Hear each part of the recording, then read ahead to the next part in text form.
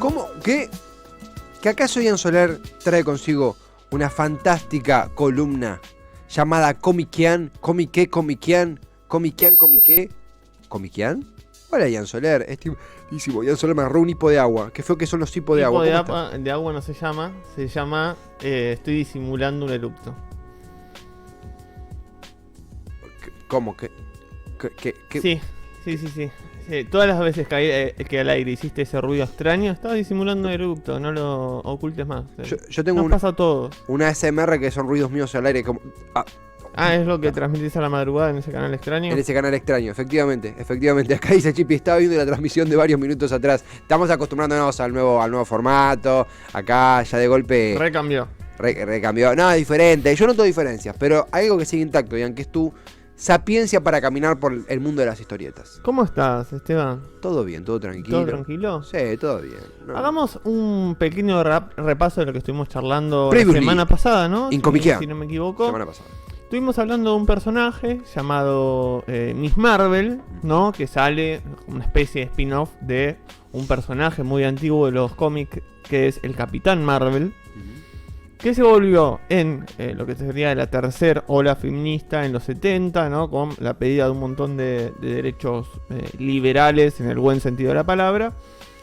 Un ícono de esa época, y que con la vuelta de un montón de movimientos en las calles feministas, en lo que muchos consideran la cuarta ola, vuelve a tener ese rol de ícono dentro de el ámbito de las personas que consumen cómics, de ser representativa, bajo el nombre, en este caso, de la Capitana Marvel. Exactamente. Vimos a esta Capitana Marvel, en su momento Miss Marvel, tener un montón de reivindicaciones con respecto a esos derechos que se pedían. Por ejemplo, el igual salario para muy adelantada, un hombre y una mujer, desligarse de, a la hora de nombrarse, el estado civil, sí, la obligación de estar junto a un hombre para el hecho de ser, ¿no? Y estar. Sí. Bueno, hoy vamos a hablar de otro personaje, sí, que casualmente era necesaria esa introducción, porque ella, cuando Capitana Marvel, la actual Capitana Marvel, suelta el manto, lo toma esta muchacha. O sea, vamos a hablar de la segunda Miss Marvel. Claro, ¿no? La más actual. Correcto. Claro. Esta Miss Marvel, como te dije, es muy nuevita en los cómics, ¿no? Tiene una primera aparición, o casualidad, en un cómic de Capitana Marvel, donde ella aparece como una fan, ultra fan. Recordemos, año 2013, cuando ella sale en los cómics, ya habían salido las primeras películas de lo que se considera la nueva etapa de Marvel. Ya había salido Avengers, ya habían salido obviamente todo lo que se considera fase 1, Iron Man 2, Capitán América, Thor, ¿no? Y ya se empezaba a generar esto que hoy vamos a hablar mucho de, como en tres dimensiones. Vamos a hablar de lo que sucede en la ficción, vamos a hablar de lo que sucede a nivel empresarial, y vamos a hablar de lo que sucede a nivel social. Me encanta. Perfecto. A nivel empresarial, ya habían salido 6 películas del universo Avenger, del universo cinematográfico de Marvel. Sí. Y entonces empezaban a aparecer estas personas que se volvían fanáticas de las películas de superhéroes, que cada vez que salía una película de superhéroe iban al día del estreno, disfrazados, y se empezaba a generar todo un movimiento alrededor de esto, el universo cinematográfico de Marvel. Sí. Marvel toma ese guante a nivel editorial y quiere generar un personaje que tenga esas características. Que dentro del universo de los superhéroes no sea fan de las películas de superhéroes, sino de los superhéroes en sí.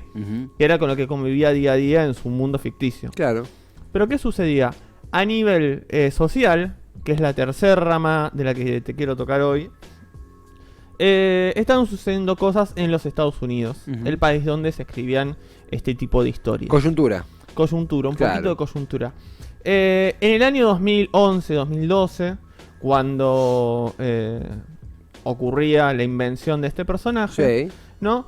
Se estaban también llevando a cabo un montón de actos islamofóbicos en los Estados Unidos, como resultado, ¿no?, de políticas de gobierno, hay que decirlo, de una decisión de gobierno, de empezar a señalar a los diferentes pueblos de origen islámico como los responsables en su totalidad de los atentados del 2001 en Estados Unidos. Y encima 2011 cuando matan a Bin Laden. Bueno, digo, estamos hablando que, obvio, tenemos un montón, nadie está hablando los atentados del 2001, no, por supuesto. pero claramente de parte del gobierno de los Estados Unidos hubo una generalización para el pueblo musulmán de cualquier persona que veamos con una característica medio genérica de Medio Oriente, léase una mujer con la cabeza cubierta, léase un varón con turbante, léase ciertas características que se asemejan o que se señalan como de Medio Oriente, es señalado, y en muchas veces en el pueblo estadounidense, principalmente en la primera década del siglo XXI, son señalados, discriminados y separados de la sociedad. Han ocurrido en esa década un montón de actos de islamofobia, actos de violencia hacia mezquitas y hacia todas las personas que se identifiquen con la comunidad musulmana. Totalmente. O se sientan parte. Totalmente. ¿No? En ese contexto, una muchacha que me fui anotando en mes propios porque yo tengo un problemita, una editora de Marvel, ¿no?, que tenía bastante ascenso, llamada Sana Amanat, ¿no?, de ascendencia musulmana ella, trae la idea a la editorial de generar un superhéroe, en este caso terminó siendo una superheroína, adolescente, tomando esta característica que recién te decía de una persona que sea fan de los superhéroes dentro del universo ficticio, ¿no?, traer esta parte social y hacerla musulmana con todas las características que esto conlleva. Claro, lo religioso, lo cultural y lo social. Y Tuti me baila atrás. Una heroína musulmana. Correcto. Una superheroína musulmana. Una superheroína musulmana que vaya a la mezquita. Claro. Practicante. Correcto, que refleje los dos costados también de la religión, ¿no? Un montón de cosas que se dejaban de costados a la hora de tener una visión poco... sí, sumamente ortodoxa del musulmán, que es una persona... y muy cuadrada en muchos casos, ¿no? Que se señala a los musulmanes por 3-4 características que se ven a simple vista y en ningún momento se profundiza en lo que refiere a una religión muchísimo más compleja como todas las religiones. Totalmente. Pero tampoco sin dejar de criticar un montón de cuestiones que sufre una mujer adolescente cuando quiere introducirse en ese tipo de ámbitos, en muchos casos machistas. Totalmente, sí, por supuesto. Perfecto. Esta muchacha se lo lleva a Stephen Walker, que en ese momento la era el editor. Correcto. Claro. Stephen Walker en ese momento editor en jefe, y los dos deciden llevar a cabo este proyecto, ¿no? Ya en el año 2012. Totalmente. Se empieza a generar este personaje, y para guionar este personaje, convocan a Willow Wilson, que es una escritora de ascendencia musulmana, que en los años 90 sufrió y sigue sufriendo una enfermedad terminal, ¿no? Que la fue tratando, bueno, fue evolucionando la medicina y por eso se pudo encontrar diferentes medicinas paliativas, hoy sigue viva, da entrevistas y demás. Empiezan a introducirse en diferentes religiones, en el cristianismo, en el judaísmo, entre ellas en la religión musulmana, y se encuentra en la religión musulmana en un lugar de comodidad, la que ella encuentra, o las entrevistas que estuve escuchando, entiende a la religión musulmana como un pacto de la persona directamente con Dios, sin la intervención de un montón de otros agentes que sí tiene el catolicismo, que sí tiene el judaísmo. Religión dueño directo. Sí, y acá podemos profundizar, hacer dos líneas con respecto a la religión musulmana, que mucho en nuestro país no tienen como una visibilidad. No, yo se va a preguntar, yo tengo como un par de datos de la religión musulmana porque me tocó trabajar con personas de la comunidad musulmana, pero después, si salís antes de yo haber trabajado en ese lugar, estaba en cero. Es un programa de la TV pública, y me parece, ¿no?, que bueno, ellos tienen, la misma persona tiene un programa en la TV pública los domingos a la mañana, que es El Cálamo. El Cálamo. Y después ellos hacían El Mensaje, que era la versión radial del Cálamo, que era la que yo, en la radio que yo trabajaba. Sí. Pero antes de esto, no, o sea, la religión musulmana toma un montón de cuestiones del cristianismo. De hecho, nace en el año 600 después de Cristo. Y es una derivación de lo que en ese momento se empezaba a generar en la Iglesia Católica. Una Iglesia Católica que se forma en el año 300 después de Cristo. O sea, estamos hablando, ya había 300 años de historia de la religión católica, pero hoy lo vemos 2000 años después de el fallecimiento de Cristo, y lo vemos como algo naciente, como algo que estaba en formación, Claro. como algo que no había terminado de penetrar en el mundo. Claro. Bueno, ella toma estas enseñanzas o estas... filosofía. Hoy estoy corto de palabras, perdónme, Filosofía. gente. No está bien. Esta filosofía, Sí. esta forma de vida, esta religión que son los musulmanes, la adopta en el año 2000, ¿no? Ella se siente muy cómoda. Wilson, la Wilson, convocada por Marvel. Correcto, guionista ella. Claro. ¿Y qué sucede? La adopta en el 2000, empieza a profundizar en esta religión, y en el año 2001 ocurren los atentados de las Torres Gemelas. Claro. Y entonces empieza a encontrar que esa religión en la que se sentía tan cómoda y tan bien la hacía ella en términos personales, empieza a ser la razón por la cual se empieza a sentir incómoda a nivel social, Claro. ¿no? Y empieza a sentir esto, el señalamiento que había en el año 2002, en el año 2003, en el año 2004, en esa década, para con la comunidad islámica. Totalmente. Cuando lo convocan para escribir este personaje, ella acepta inmediatamente, y junto con el dibujante Adrián Alfona, español él, empiezan a escribir y configurar lo que va a ser la primera aparición de Miss Marvel en los cómics. Claro, estamos hablando ya a unos 10 años del 9/11. Sí, a 10 años empieza a cranear la idea. Claro. Y después, en el año 2013, tiene su primera aparición en Sí. un cómic de Miss Marvel, como una fanática, sin Sí. poderes. Y después, pocos meses después, tiene la primera aparición finalmente en lo que va a ser Miss Marvel Volumen 1. Y ella toma el nombre de Miss Marvel. Ella toma en un principio el nombre de Miss Marvel. Contemos rápidamente. Yo te hablaba, bueno, ahí hablamos del lado social, hablamos del lado ficticio. Sí. Vamos a hablar de lo que sucedía a nivel empresarial, editorial. Yo te contaba que habían salido las primeras películas del universo cinematográfico de Marvel. Pero ¿qué sucedía en esos años? Marvel había tenido una crisis económica muy importante en los años 90, por lo cual se vio obligado a vender los derechos cinematográficos de muchos de sus superhéroes. Claro. Cuando los derechos cinematográficos de los superhéroes de Marvel tenían poco peso, Claro. porque casi no habían salido películas, y las pocas películas que habían salido de los personajes de Marvel habían sido un fracaso. Entonces se vendieron los derechos cinematográficos para llevar a cabo las películas por otras empresas. Le hace Sony, le hace Fox, le hace Universal, entre muchas otras. Y cuando comienza este nuevo universo cinematográfico de Marvel en el año 2008, comienzan con los superhéroes que les habían quedado. Los superhéroes más reconocidos de Marvel los habían vendido. ¿Cuáles son los más conocidos? Spider-Man, Claro. los X-Men, los Cuatro Fantásticos, Hulk, Blade. Por eso esa película vino mucho antes que esta oleada de Marvel. Correcto. Claro. Bueno, entonces, ¿qué sucede? Arrancan este universo cinematográfico con estos personajes pseudo desconocidos, ¿no? O de menor popularidad que los que te acabo de nombrar. Y empiezan a tener que armar un montón de historias esquivando a estos personajes, Claro. tanto en las películas como en los cómics, para no darle manija y beneficiar a la competencia. Sustitución de importaciones versión cómic. Y una cosa parecida. Sí. Entonces se ven obligados a empezar a generar historias en los cómics donde no tengan protagonismo ni los Cuatro Fantásticos, ni los X-Men, ni Spider-Man, personajes que antes eran el eje de la editorial, Sí. para no darle de comer a la competencia. Claro. Perfecto.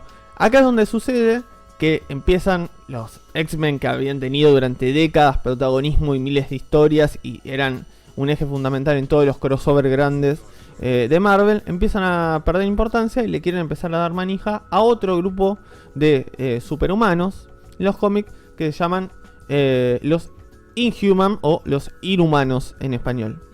Los Inhumanos son una raza extraterrestre No sé si te acordás que hablamos la semana pasada de un gran enfrentamiento entre dos razas alienígenas Ujú, sí. Que disputaban a la Tierra como un lugar estratégico para esta guerra milenaria que tenían. Sí. Bueno, una de esas razas extraterrestres había venido hace miles de años y había experimentado con el Homo sapiens en la Tierra. Sí. Y de ahí se habían generado, bueno, continuó el Homo sapiens con la evolución que conocemos hasta el día de hoy, pero en ese ámbito ficticio se había generado una rama donde había diferentes Homo sapiens Claro, un sapiens, pero con, desdoblamiento cavernícola. con superpoderes. Un desdoblamiento cavernícola. Bueno. Correcto. Claro. El grupo de estos superhumanos, ¿no?, que evolucionan de ese Homo sapiens se recluye en una ciudad Ujú, que se llama Attilam, ujú. ¿no? Y de ahí se empiezan a justificar en los cómics un montón de Apariciones leyendas súbitas y de- mitos, desde los griegos, los romanos Ah. y un montón de situaciones por ahí.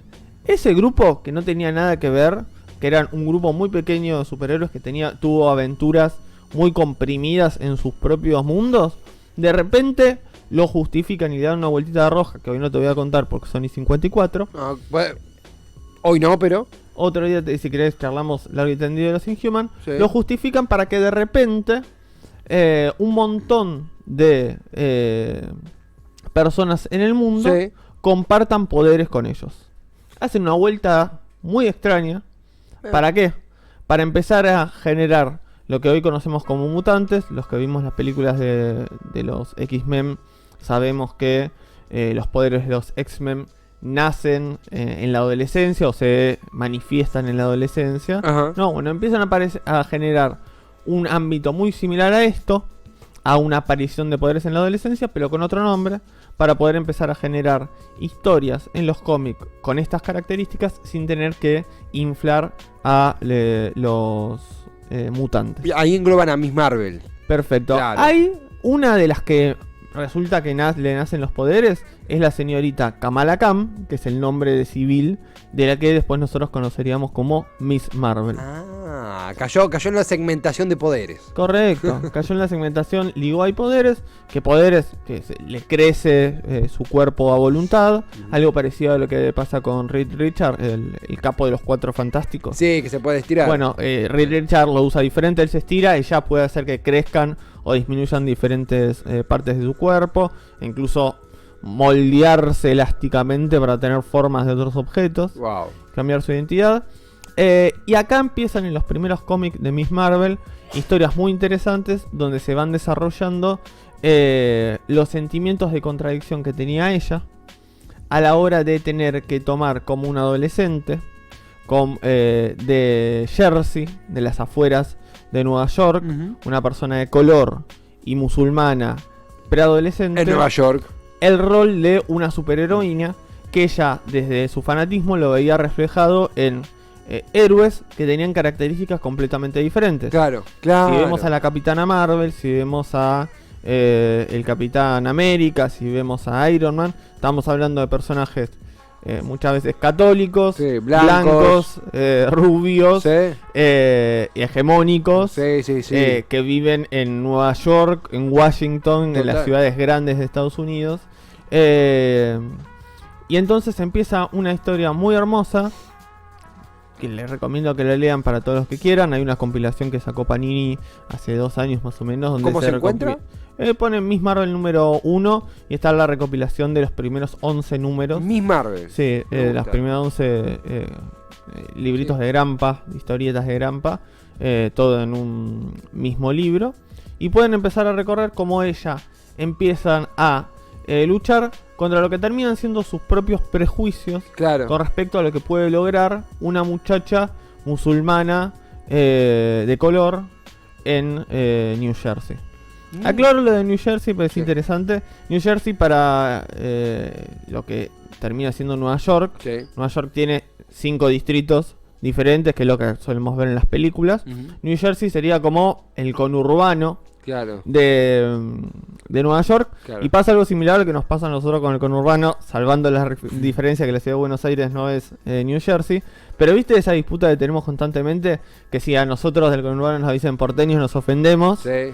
pero después nos afecta constantemente lo que sucede en la ciudad de Buenos Aires, Sí. porque tenemos una cercanía permanente y para algunas cosas nos referimos como el AMBA, Sí. porque tenemos una cuestión social que nos unifica. O sea, un paro de bondis en la ciudad de Buenos Aires nos perjudica a nosotros. Hay un quilombo en el Obelisco y lo sentimos trabado del Puente Pueyrredón, y viceversa.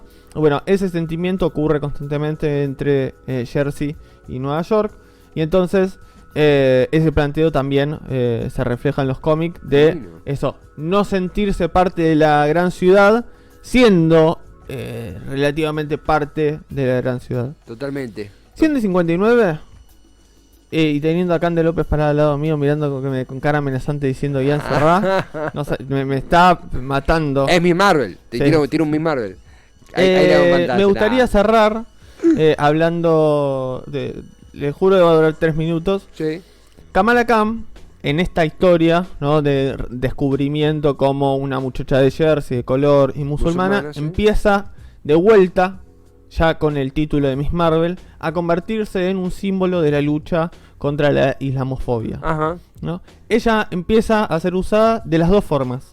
Por los islamodiantes, como un símbolo de miren lo que quieren hacer con nuestros hijos. Claro. ¿No? De nos quieren adoctrinar a nuestros hijos, Claro. haciéndolos creer que los musulmanes son buenos. Claro. ¿No? De vuelta en una generalización muy racista. Sí, peligrosísimo. ¿No? Sí. Y muy peligroso de todos los musulmanes son malos y nos quieren instalar como que los musulmanes son buenos a través de los cómics, Sí. del lugar donde más fácil le entran a nuestros hijos, el famoso con mis hijos no te metas. Sí. Y era muy With my child, gracioso no. With my cómo te child, ibas no. encontrando en la calle con carteles de Miss Marvel diciendo se quieren meter con nuestros hijos, y la Wow. figura de la tapa de Miss Marvel, Wow. cuando al mismo tiempo otros artistas urbanos empezaban a tapar esos carteles también con la figura de Miss Marvel, pero diciendo lo contrario. Reivindicándola. Qué bueno Claro. que tengamos diversidad de personajes para conocer diferentes historias y no caer en los estereotipos. Empieza una lucha en las calles, sin querer queriendo, teniendo a Miss Marvel como protagonista. Te estoy hablando de los suburbios, lo más bajo, los callejones, Sí, las sí, sí. paredes, pegatinas, cartelitos, las plazas, stickers, teniendo a Miss Marvel como un eje de esa lucha interna que se iba dando en las diferentes movilizaciones sociales entre islamodiantes y personas que reivindicaban las diferentes libertades de elección con respecto a las religiones. Tanto se dio esta lucha y tanto se volvió un símbolo que la editora que te nombré al principio, Sana Amanat, empieza a dar diferentes charlas con respecto a la islamofobia y se vuelve a su vez que Miss Marvel una de los íconos de la lucha contra la islamofobia en los Estados Unidos, tanto que me parece como el sumum Sí. de esta lucha. Sí. Barack Obama, Sí. en diferentes actos que lleva a cabo como presidente para reivindicar la lucha contra la islamofobia, la convoca e reivindica en uno de sus discursos, que ahí se lo estoy mandando a Patorre, a Miss Marvel como Sí. el ícono de los Estados Unidos para esta lucha contra la islamofobia, y le da un reconocimiento en nombre de el trabajo, todas las personas que te fui nombrando a lo largo de esta columna, Sí. Adrián Alfonso, Willow Wilson y Stephen Walker, por la contribución que tuvieron a nivel social. Total. Para empezar a identificar que no todo es lo mismo, que no todos los musulmanes son malos, y que el caso del 2001 ocurrió por un montón de características, no por el hecho mismo de que las personas que lo llevaron a cabo eran musulmanes. Ahí vemos el video también. Bueno, ahí la que estamos viendo es a Sana Amanat, sí, te sí. digo, y ahí en unos segunditos aparece el ex, en este momento, presidente de los Estados Unidos. En ese momento era el máximo mandatario. Sí. Miss Marvel reivindicando. contra la islamofobia, mejor dicho, la islamofobia desde la óptica de Ian Soler en Comiquean, Miss Marvel y cómo el cómic se posicionó durante el crecimiento de la escalada de tensión y islamofobia en los Estados Unidos post 9/11, con incluso, lo mencionaba Ian, la intervención del presidente Obama, y lo vemos a Barack Obama. Women History Month, claro, el mes de la historia de la mujer en Estados Unidos. Ujú. Leyendo sus labios dice, muy buena columna, Ian. Very nice column, Ian Soler. Y hace esta reivindicación de este símbolo que es Miss Marvel, ¿verdad, Ian? Correcto. La verdad que ha sido una columna que se ha hecho esperar, pero había que cerrar esa... A cerrar no, voy a seguir viéndote. Yo trabajo acá, así que me vas a tener que fumar un rato más. Para mí es un placer, no, pero realmente, como una persona que conoce muy poco, como quien te habla, obvio, del mundo del cómic, quería conocer la historia de Miss Marvel, de la nueva Miss Marvel, y hubiera sido imposible sin este gran repaso, esta gran reivindicación que has hecho, estimado Ian Soler, porque fusionaste creatividad, política y Obama, que son mis tres pasiones, y vos lo sabés. Lo sé, tu amor incondicional por Barack Obama. Soy obamista, yo soy obamista. Ian Soler, muchas gracias por tu comiquián de hoy. ¿Cómo te gustan los demócratas vos, ¿Cómo te gustan los demócratas, y sí, igual yo voté a Bush en la segunda. Acá, mientras en el chat de Twitch, a ver, la columna de Ian fue tan genial. No. ¿No qué? Chat de Twitch, no. Chat de YouTube, chat de YouTube, apareció alguien diciendo Naked HD, que sería como desnudo en HD, nueva cita y cambiando la industria. Exacto. O sea, y han generado una sensación en nuestra oyencia de YouTube, que están ya ofreciendo sexo en vivo. A ese nivel ha llegado la columna de Ian Soler. Por suerte esta parte no va a ir al video, vamos a recortarla. Ian, gracias por haber estado, gracias por un gran comiquián. A vos, te vi por el espacio.